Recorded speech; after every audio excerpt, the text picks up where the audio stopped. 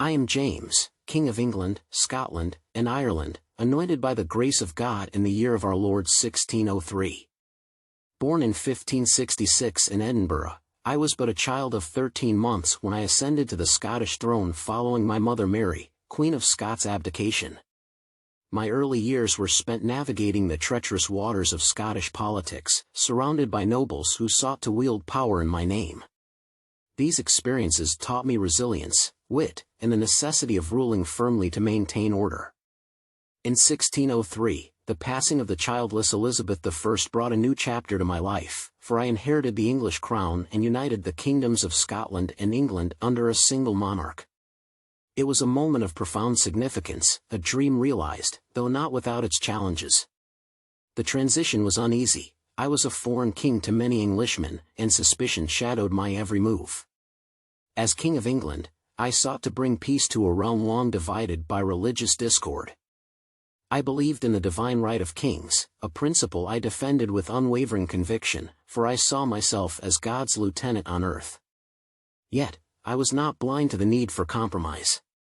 I convened the Hampton Court Conference in 1604, hoping to reconcile the religious factions within my kingdom.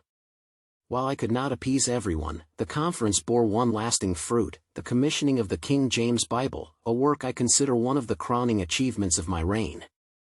This translation, accessible to all, unified the English-speaking world in faith and language. My reign was not without peril. In 1605, the infamous gunpowder plot sought to end my life and the lives of my parliament in a single fiery explosion. Guy Fawkes and his conspirators failed, but their treachery left an indelible mark.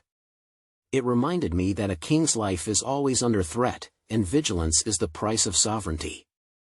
I strove for peace in foreign affairs, believing that diplomacy, not war, was the path to prosperity. The Treaty of London in 1604 ended hostilities with Spain, bringing a much-needed respite to my subjects. Yet, my attempts to marry my son Charles to a Spanish princess stirred controversy and mistrust among my Protestant subjects, who feared the influence of Catholic powers. My court, though glittering, was not without its critics. My favorites, particularly Robert Carr and later George Villiers, the Duke of Buckingham, were accused of wielding undue influence over me. I admit I was drawn to the loyalty and charm of such men, yet I never relinquished my authority as king. Governance in England tested my patience. The English Parliament was unlike the pliant Scottish estates. They challenged my prerogatives, particularly on matters of taxation. My belief in the divine right of kings often clashed with their demands for greater power. These tensions foreshadowed the struggles that would engulf my son and successor, Charles I. Despite the challenges, my reign brought unity and intellectual flourishing. I was a patron of the arts and a man of letters, proud of my writings on theology and governance. I styled myself a philosopher king, and though my critics derided me as the wisest fool in Christendom, I took solace in the enduring contributions of my rule. By the time of my death in 1625, I had secured a legacy as the first monarch of a united Britain. My vision of peace, my defense of monarchy, and my contributions to culture and faith remain etched in history.